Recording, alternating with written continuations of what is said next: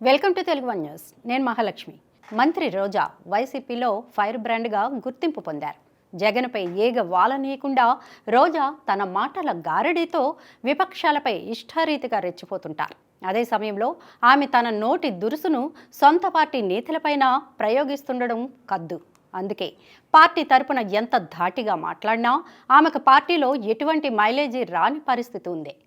ఇక పార్టీలో తన పరిస్థితి ఏమిటో తనకే తెలియని స్థితిలో ఉన్న రోజా ప్రతిపక్షంపై విమర్శల విషయంలో ఇష్టారీతిగా వ్యవహరిస్తున్నారు. విపక్షాలపై తన తిట్ల దండకమైన జగన్ తనకు నగరి టికెట్ కేటాయించేటట్లు చేస్తుందని ఆశపడుతున్నారు. అయితే జగన్ మాత్రం రోజాను ఇసుమంతైనా పట్టించుకోవడం లేదని వైసీపీ వర్గాలే బాహాటంగా చెబుతున్నాయి. సిట్టింగుల మార్పు అంటూ జగన్ ఇప్పటి వరకు 7 జాబితాలు ప్రకటించారు. అయితే రోజాకు మాత్రం నగరి గ్యారంటీ అన్న హామీ దక్కలేదు. ఇప్పటి వరకు జగన్ రోజాకు నగరి అనే కాదు, అసలు ఏ నియోజకవర్గం నుంచి టికెట్ ఖరారు చేయలేదు. అంతేకాదు, మంత్రిగా ఎమ్మెల్యేగా ఆమె పెర్ఫార్మెన్స్ ఏమాత్రం బాగాలేదంటూ నివేదికలు అందాయన్న లీకులు ఇస్తున్నారు.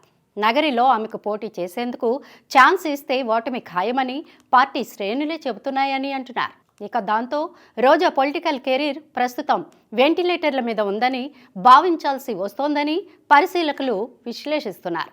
ఇప్పటి వరకు వైసీపీ అధినేత జగన్ స్వయంగా చేయించుకున్న అన్ని సర్వేల్లో నగరి ప్రజలు రోజాపై తీవ్ర వ్యతిరేకతతో ఉన్నట్లు తేలిందని అంటున్నారు.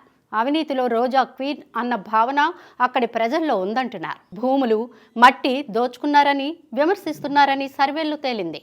గురువింద గింజ తన నలుపు ఎరుగుదన్నట్లు రోజా తనపై వస్తున్న అవినీతి ఆరోపణలకు ముందు సమాధానం చెప్పి ఆ తర్వాత చంద్రబాబు పైన విమర్శలు చేయాలని తెలుగుదేశం పార్టీ నేతలు అంటున్నారు. రోజాపై ఆమె పార్టీకి చెందిన కౌన్సిలర్లే 40 లక్షల లంచం ఇచ్చానని మీడియా సమావేశంలో చెప్పినా రోజా ఎందుకు స్పందించలేదని నిలదీస్తున్నారు.